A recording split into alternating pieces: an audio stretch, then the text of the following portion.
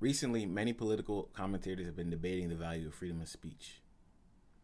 Some have suggested that freedom of speech allows heinous ideas to proliferate, and that when these ideas proliferate, some people will be influenced to harm or marginalize others in society.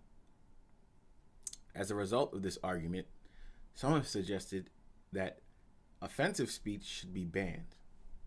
What is freedom of speech? And should speech be protected from government interference?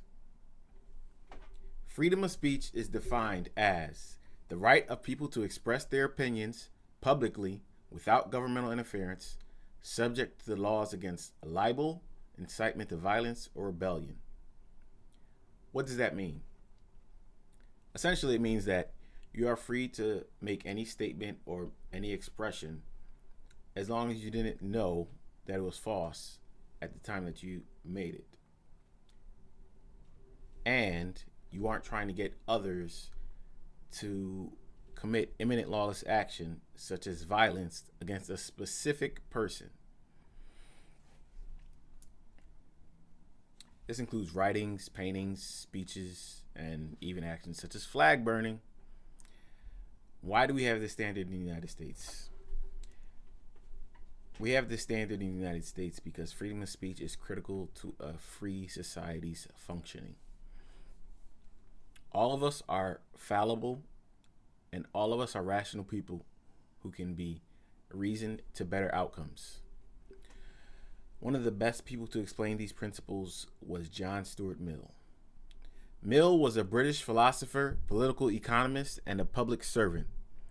One of the most influential thinkers in the history of the world and a proponent of utilitarianism.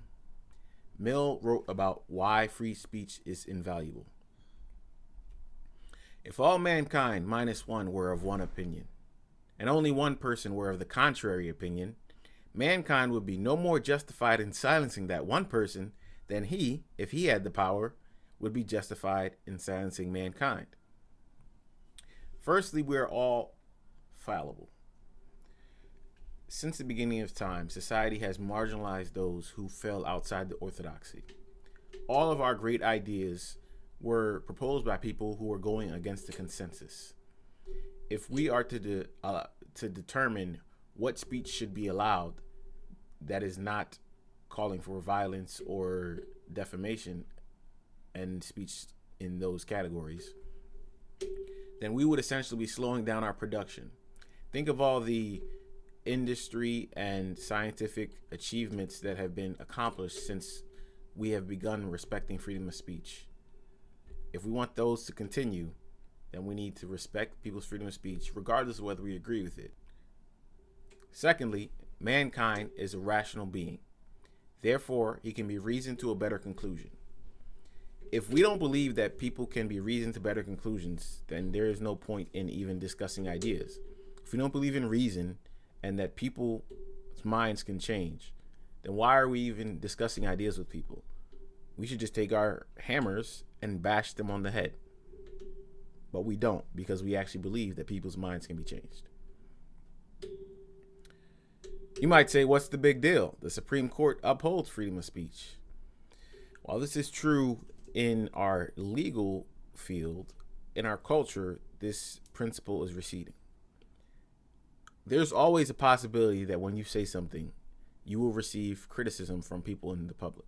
However, when we have many institutions such as colleges and universities, as well as social media platforms, proposing rules to limit people's freedom of speech, what we're doing is creating a culture where we think it is not only okay, but plausible to restrict people's freedom of speech. That is not the approach that I think we should be taking in society. We should be encouraging a culture of freedom of speech where people are allowed to say what they want, and if we want to criticize it, we can criticize it, not censor it. If we defend freedom of speech in the culture, freedom of speech in the legal field will always be protected. As Charles Cook said, ask the rebel colonist, the abolitionist, and the NAACP whether they benefited or suffered from free speech. Lastly, I'll close with this quote from a Supreme Court justice, Justice Holmes. Speech that demeans on the basis of immutable characteristics is hateful, but the proudest boast of our free speech jurisprudence is that we protect the freedom to express the thought that we hate. If you like this video, subscribe, comment, like, and if you are interested in supporting my content, become a patron on Patreon in the link below.